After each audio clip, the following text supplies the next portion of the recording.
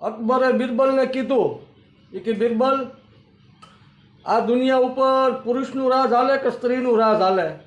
કોઈ એવા પુરુષ હશે કે પોતાની પત્નીનું કીધું ન કરતા હોય એવો? વાવ. એટલે બિરબલે કીધું અકબરને કે કદાચ હોઈ શકે. તો અકબરે કીધું એમના પારખ્યા કરવા હોય તો શું કરવું પડે? બિરબલે કીધું કે મારી પાસે એક આઈડિયો હશે, મને એક વિચાર આવ્યો. ઠીક, બોલો.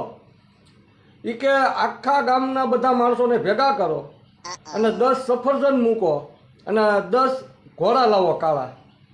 એ બાંધો ઘોડા, સફરજન મૂકો અને ગામ આખું ભેગું કરીને એમ કહેવાનું કે જ્યાંનું ઘરની અંદર હાલતું હોય, પોતાની પત્નીનું કીધું ન કરતા હોય, એ બધાને એક એક ઘોડો લઈને વયું જવાનું અને જે બૈરાવનું કીધું કરતા હોય એને એક એક સફરજન લઈને વયું જવાનું. હા, આમ કરા.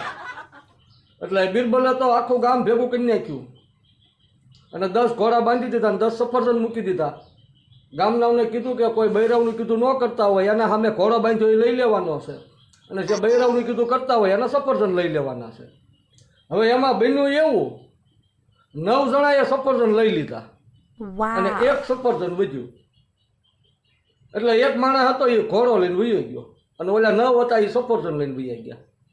એટલે એ તો ખબર પડી ગઈ સફરજન લઈને ગયા ઈ કે ભાઈનું નો જ હાલતું હોય તો જ સફરજન લઈ ગયા હોય.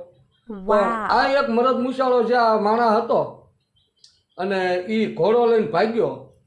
એટલે અકબર તો રાજી થયા.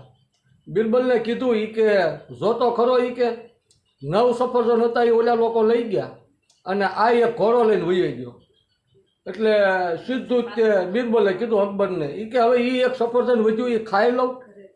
અકબર કે ખવાય નહીં, નિંદા ભલા પડ્યું. કે ઓલો ઘોડો લઈને તો વયો ગયો અને ઘરે ગયો ત્યાં એના પત્નીને કીધું કે જો હું ઘોડો લઈને આવ્યો.